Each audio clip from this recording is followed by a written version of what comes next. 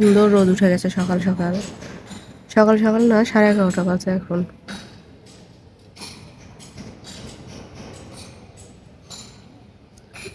বারান্দা ভরা শুধু কাপড়, এখনো শুকায়নি।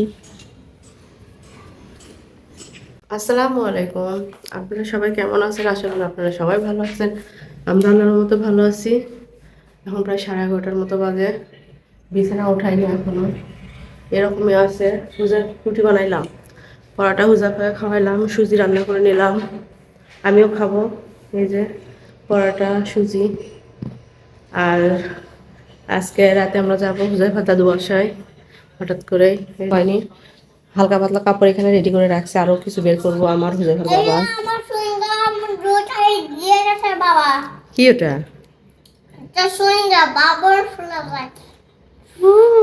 বাবা এত পাকনা হয়েছে এটা। এটা ছোট চুইংগাম, এটা ফুলানো যায় না। তো যাই হোক, খাওয়া দাওয়া করে ঘরটা আগে গোছাবো, তারপরে কাপড় গোছাতে নেব। ঘর না গোছালে কোনো কিছু ভালো লাগে না। আর আমার প্রচণ্ড ঠান্ডা লেগে গেছে। সর্দির তো ভালো হয়নি, আমার ঠান্ডা একটু লাগছে। পরোটা বানিয়ে নিছি।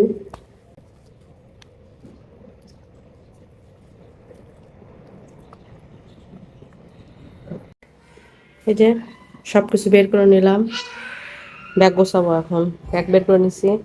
আমার কাপড় এই 2-3টা, এই যে। আর এগুলো সব, এটা হুজাইফার বাবার শুধু, আর এগুলো সব হুজাইফার শীতের কাপড় চোপড়ের জন্য বেশি। আর এগুলো কিছু কাপড়, শীতের কাপড় চোপড় কিনছিলাম বাচ্চার জন্য। আমার শাশুড়ির মেয়ে, আমার জায়ের মেয়ে আছে একটার জন্য। আর এগুলো আমার শাশুড়ির জন্য সেদিন একটা বোরকা নিয়েছিলাম, একটা সোয়েটার নিয়েছিলাম। এগুলো এখন উঠাবো সব।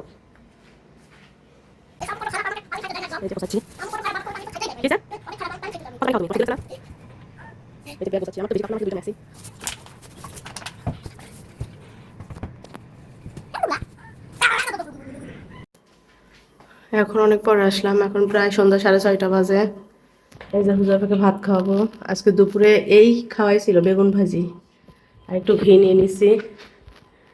আর আমরা তো বের হব একটু পর, এই নিলাম গাড়িতে খাওয়ার জন্য।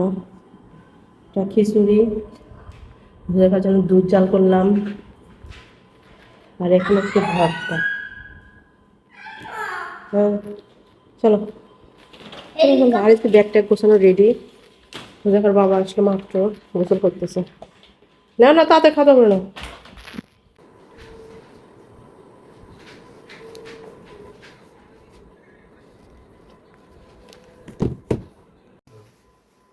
আমরা রেডি হয়ে গেছি, এই যে।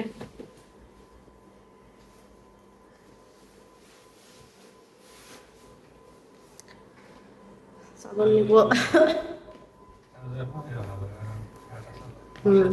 জিন্সের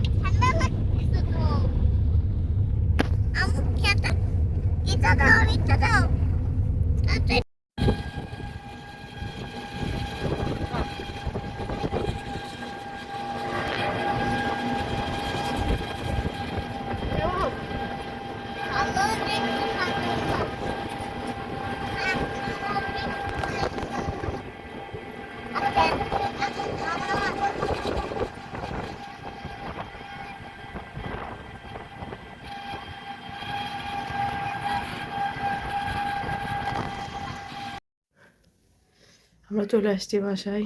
এখন কয়টা বাজে? 8:09 বাজে। অনেক আগে আসছি, এসে হাত মুখ ধুলাম। এই যে দিন পর খুব বাতাস হচ্ছে, আর ঠান্ডা, খুব ঠান্ডা। নিচে জানালা আটকাই দিছি ঠান্ডার জন্য। উপরে দিয়ে একটু রোদ আসতেছে।